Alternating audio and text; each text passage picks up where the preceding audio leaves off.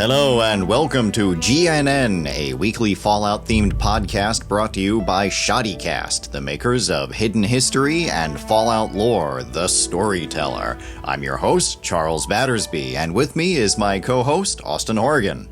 Hello, everyone. So this week, Bethesda gave us an unedited look at the gameplay footage that was used to make the trailers that were shown at E3. And we got a closer look at a few features. Specifically, they dwelled very long on the description of each of the special attributes. And something that struck me was the fact that intelligence will increase experience points, and luck increases the chance of better items. And in some of the older Fallout games, specifically the first one, it was a dominant strategy to level up one particular special trait. If you maxed out your agility early in the game and had the maximum number of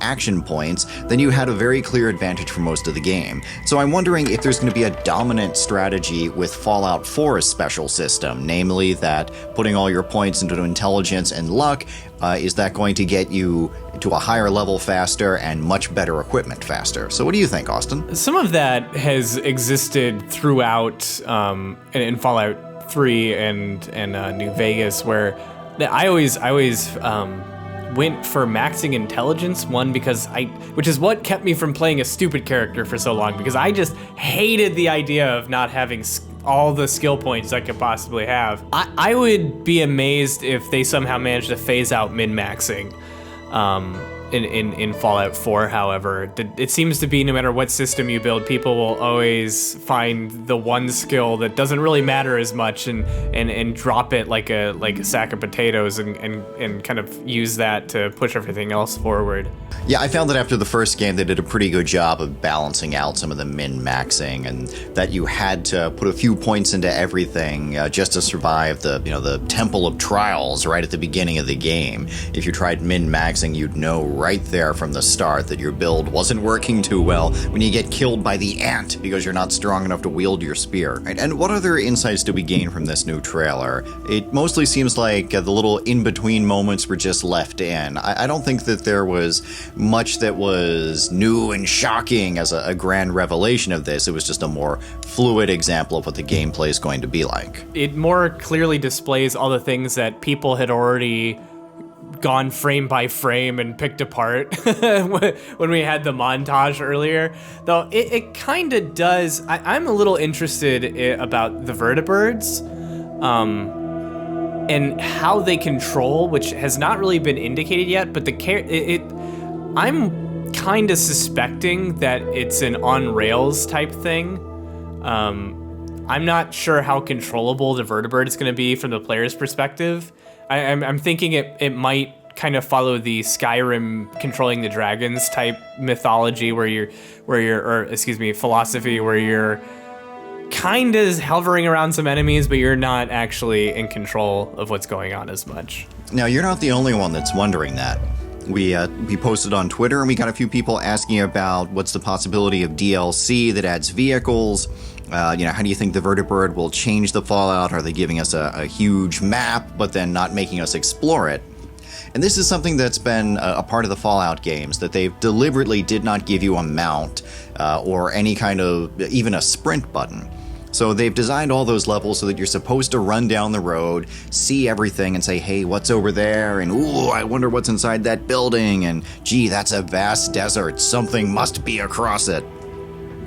And so if you add in a vehicle, then the players will just race through the levels. They're not necessarily going to notice all these little things that they're supposed to run out and explore. See, and the thing is, I think that might be an incorrect... I do believe 100% that's the reason they haven't had vehicles in the previous games. I think it might be a misplaced fear, however.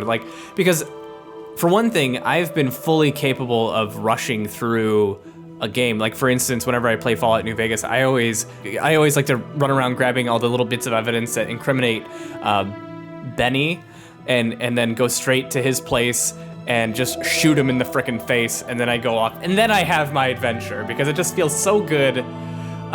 So, I mean, and in Skyrim, they had the horses, which I actually found myself using less and less, just because Skyrim was so populated with stuff that was just genuinely interesting that it didn't really matter how quickly you went through it.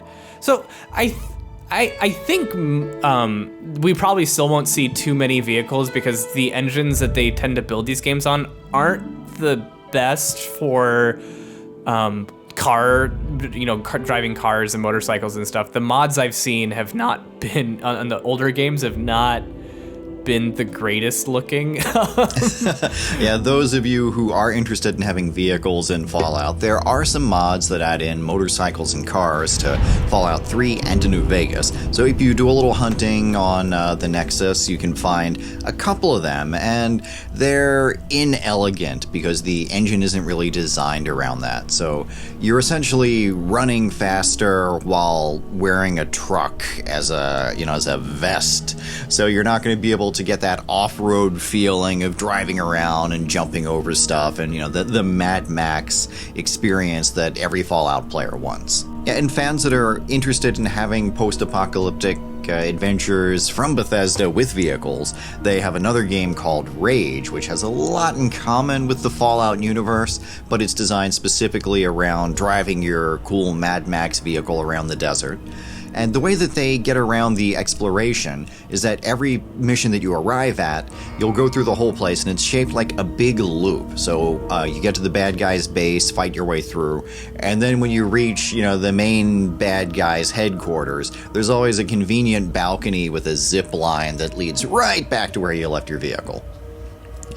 And in some of the open world games, there is the problem of, I had this amazing mission, and now I don't remember where I parked, and now I had my cool car that I drove here, and I don't remember where I left it. And in Skyrim, your horse will kind of, wander off and have its own little adventures while you're fighting people, and then you've got to ride around and try to find your horse again. All right, now something else that we saw a lot of in this new trailer is the laser musket.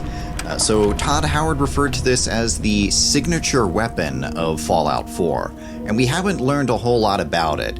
It's a laser rifle, it's got a big crank on it, so I suspect that you recharge it by cranking the hand crank, and that this might be a default weapon that doesn't run out of ammunition. You can shoot it as much as you like and just keep recharging it with the hand crank. For you longtime shooter fans, if you think back to the first Unreal game, you started off with this crappy little pistol, and over the course of the game there were a bunch of hidden mods for it, and you could slowly upgrade it, and if you got every upgrade for it, by the end of the game it was this incredibly powerful weapon.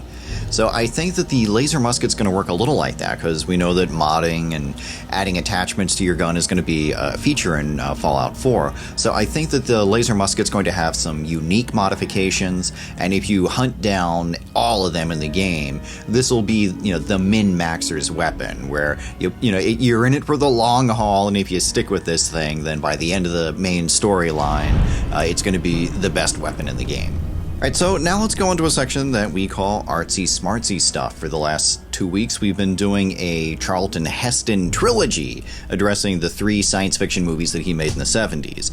We did Omega Man and Soylent Green, and now it's time to talk about Planet of the Apes. 40-year-old spoiler, it turns out the Planet of the Apes has been Earth all along. It's not another planet, it's a post-apocalyptic version of Earth.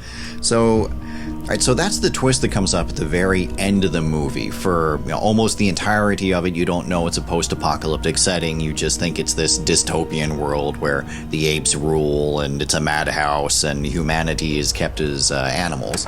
But in the movies that followed, it was already revealed that this is post-apocalyptic Earth. So in all the sequels, they start to address the idea of how humanity fared in that apocalypse, and also what led up to that apocalypse. So again, there's going to be some more spoilers, but in Planet of the Apes 2, we find out the remnants of humanity that kept their civilization, and they're the subterranean mutants that worship a nuclear bomb in the remains of New York City. And longtime Fallout fans will have noticed there are tons of references to Beneath Planet of the Apes and the society that worships the nuclear bomb. There's a lot of the general plot at a surface level that overlaps with Fallout 4 in Planet of the Apes, the original movie.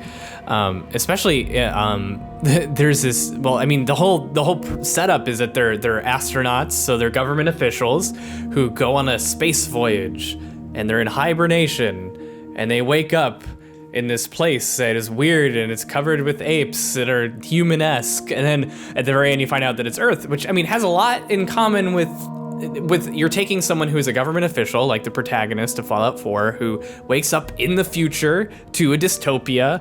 There's a lot of American iconography, like just like I'm expecting there will be in Fallout 4, especially since they seem to be going with the musket thing and the rebellion, and it's a big center of, there's the Boston Tea Party happened there. So it's very, like every Fallout, very America. So, I mean, there's a lot of overlap there. There's also strange mutants in Fallout, like the monkeys, but no, I've never seen any mutant monkeys, but if there are mutant monkeys, I'm gonna lose it. Yeah, and more spoilers here. In the later Planet of the Apes movies, some of the apes travel back in time to the present day of the late 70s, and we get more of a dystopian society where we see human society slowly crumbling, leading up to the apocalyptic world of the first couple of games. So I think that Fallout 4 is going to have a lot of references to the crumbling society, that parts of Boston are managing to hold on, or parts of Boston have held on to this grand society, and now it's starting to crumble. And the ape revolution is a key factor in, I think, the fourth Planet of the Apes movie. So there will probably be, if not direct references to the apes revolting, there will definitely be references to a society that's having a revolution in a futuristic world. All right, and so for the last 3 weeks, we've been doing artsy-smartsy stuff on big, popular blockbuster movies that everybody knows about. Next week, we're going to look at a more obscure post-apocalyptic book. It's called Earth Abides. This one was written right after World War II. It doesn't even address the concept of an atomic war. It's about a plague wiping out humanity, and it deviates quite drastically from the typical 1950s and on post-apocalyptic world full of mutants and raiders and cannibals. So if you have the opportunity, grab a copy of Earth Abides at some point this week and read up, and we'll talk about it next week. All right, and listeners, if you're starting to feel depressed with all this talk about the end of the world, just remember, we here at Shoddycast value the mental health of our listeners, so please listen closely to these words from the Church of Hubology. Imagine a world where the only limits are that of your imagination. A world where science meets religion, where technology and spirituality go hand in hand. Scientific Spirituality by Dick Hubble gives you a new look at today's problems. Order your copy of Scientific Spirituality today, or visit your local Hubology mission for a free Zeta scan. Hubology, there is a higher plane of existence.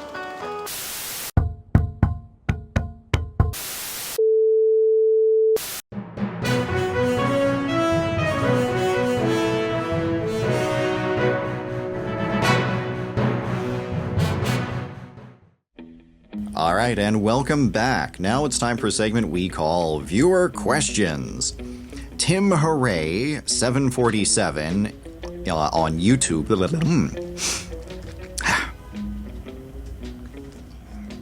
All right, and welcome back. Now it's time for user questions. God, sorry you have to go through all this editing with my jabbering. Okay. All right, and welcome back. Now it's time for viewer questions.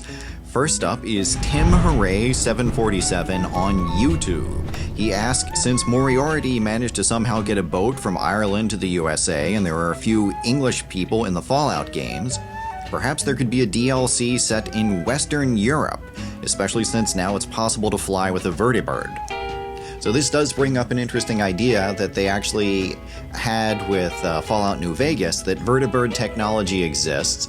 They've been really coy with defining just how far a vertibird can fly and how much fuel it takes to do it. But it does seem like the 23rd century, or the late 23rd century, where the Fallout games are occurring, it is now possible to have intercontinental travel, or at least people could be flying up to Canada, down to Mexico or South America pretty easily.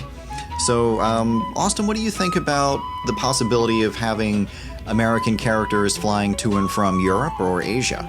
I just have to first say that with the introduction of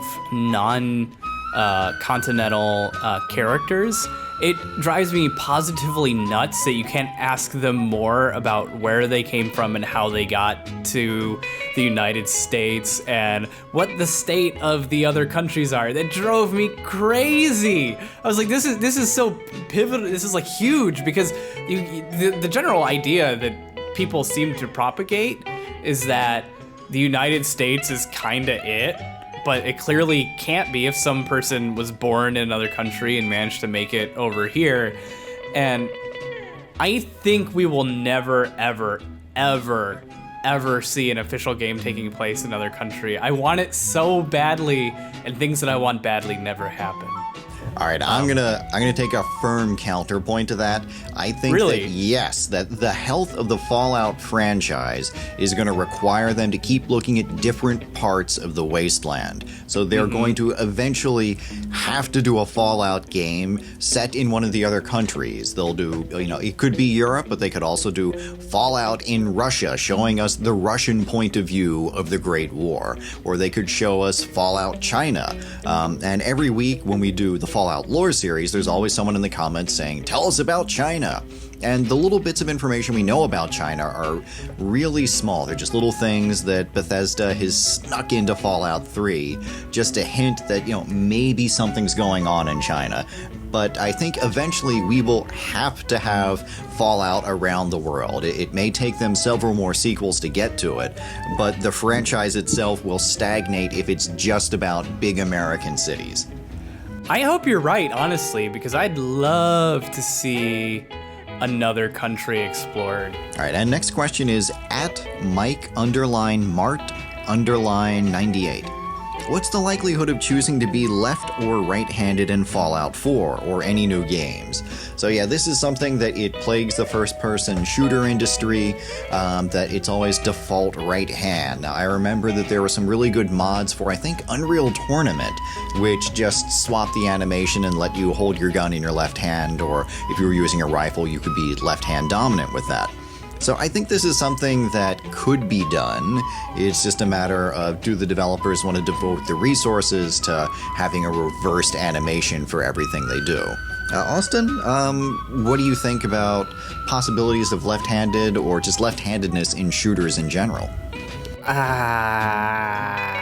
Games have shown kind of a pattern for going to glossing over small details like that and going for whatever the status quo is. And I think, and not only just games, but our general society has kind of favored right-handed people in making, right-handed scissors, and you have to go out, it's kind of, if you find something that's made for left-handed people, that's very bizarre.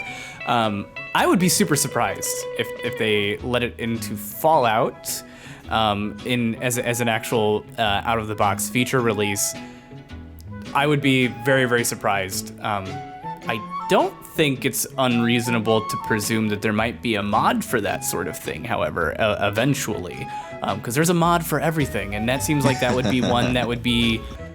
And I think that is also one of the things that would probably keep Bethesda from actually devoting their own resources to it. Like, if you're looking at this from a business decision, you're like, well, we could pay someone their salary to reverse all the animations for all the guns, or we could just let the modders do it after they get a little annoyed about it, and it probably won't cut into their figures at all. So I think Mike Mart's chances of playing as a left-handed character are not a vain wish, but I think it is a vain wish to expect it to come out of the box. Okay, so now we have some irresponsible speculations, but the first one straddles the line between irresponsible speculation and outright prophecy. So, alright, just wait for this. Don Quixote on YouTube commented in last week's video, "My irresponsible speculation is a new handgun, Little Boy, firing mini nukes." Alright, so So this may sound like a crazy, irresponsible speculation, but if they're not already doing this, at the exact moment I'm speaking this sentence, there's a concept artist at Bethesda scribbling out how to do it right now. Someone has just kicked down a door in Bethesda's offices screaming, "Why didn't we come up with that?" So Don Quixote, our YouTube commenter, I say, yeah, this is not an irresponsible speculation. It's a brilliant idea. Bethesda should definitely do it. And I think... Oh, go on. Go ahead, sorry. And I actually recall the Gunrunner's Arsenal for New Vegas had a variant of the Fat Man that fired like a cluster nuke. So you'd fire it, it would explode, and then be a bunch of mini nukes inside it. So I think this is something that they already have the capacity to do, and I wouldn't be at all surprised to see a little mini hand crossbow that shoots grenade-sized nukes. See, I was actually thinking there would be a slingshot, so you could be like Dennis the Menace, but like you're blowing up raiders. George Harrison, once again, but he's at George H637318887. I think the dog in Fallout 4 is actually an android, which the Institute sent to study you and your adventures in the Wasteland. So, android dog, I think, is a brilliant concept.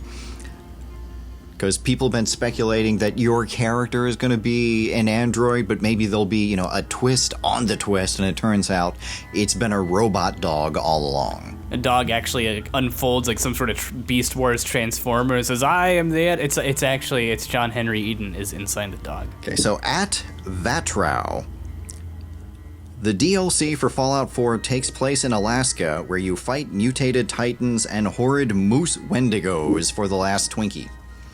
And this tweet actually came with an illustration of what a moose wendigo might look like. So I will say that in terms of being irresponsible, it's not so far off that we could see a Canadian-themed DLC pack that takes all of the the cheesy Americana themes of the main Fallout games and replaces it all with Canadianisms like mooses and I guess hockey and bacon.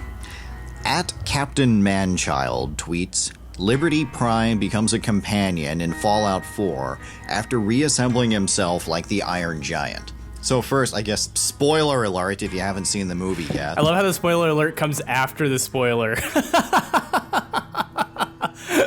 All right, so yeah, I guess I just ruined that movie's bittersweet ending for those of you who haven't seen it yet. But it would be great if there could be a Vin Diesel cameo voicing, the rebuilt Liberty Prime, and he does reassemble himself in some manner and appeal in Fallout 4. And I kind of like it. I want it to be like a tiny robot that's like a human-sized robot with the giant Liberty Prime head. Like, he just didn't have enough pieces because everything got blown to hell, so that's why he's now underpowered. And he can only let off like one of those mega powerful beams like once per fight. So he'll be like MODOK in the Marvel Universe, this giant head with like little limbs hanging off the side? Yeah, exactly. All right, and as we say that, there are concept artists at Bethesda hard at work at the little MODOK version of Liberty Prime. And so for my personal irresponsible speculation, we were talking earlier about how vehicles would affect the mechanics and the level design of the game, and how horses were part of the Elder Scrolls series, but we haven't had anything like that for Fallout. But there is a horse in Fallout, and her name is Giddy-Up Buttercup. So my irresponsible speculation is that you will be able to summon a rideable Giddy-Up Buttercup. And she will be your mount as you ride around post-apocalyptic Boston.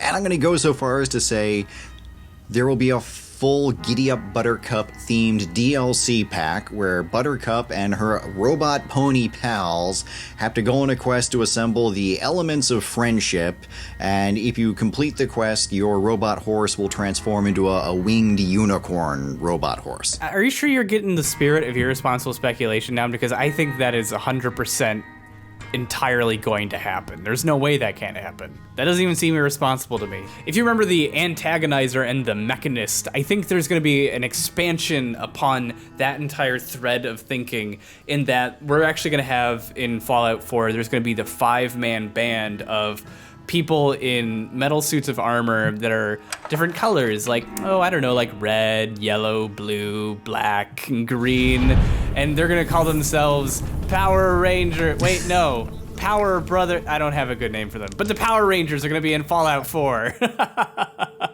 And on that note, we're actually going to be trying something a little new next week. Not with this show, but we're going to be actually, Charles and I am going to, and Charles is going to be mocking me. I got inspired by a mod that we talked about in a previous episode, which is called the Fallout Dust mod, which is a survival, sort of pseudo-survival horror revamping of Fallout New Vegas that is set 20 years after the events of Fallout New Vegas, and everything has gone to hell, and it's really hard to survive, and for some reason I thought it was a good idea for all of you to watch me possibly die over and over again in a live stream, and Charles is going to be there mocking my ineptitude. I'll be helping. Those of you who listened closely could actually hear my fingers making air quotes as I said helping.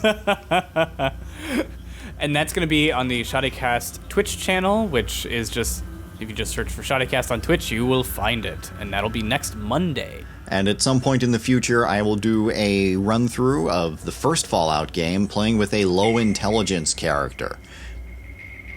The Scorpion! All right, and on that, if you'd like to ask your own viewer question or pose your own irresponsible speculation, you can always tweet us or comment in the comments below on this video. I'm at Charles Battersby with no Y on the end. And I am at AR Horrigan, and also you can tweet at Shoddycast, and I will respond to you there as well if I can. All right, and don't forget to join us this coming Monday for the Shoddycast Twitch feed. You can also see new episodes of Shoddycast Fallout Lore, The Storyteller, every Friday afternoon up until the launch of Fallout 4. And join us every weekday after school for Dr. Mobius's World of Science.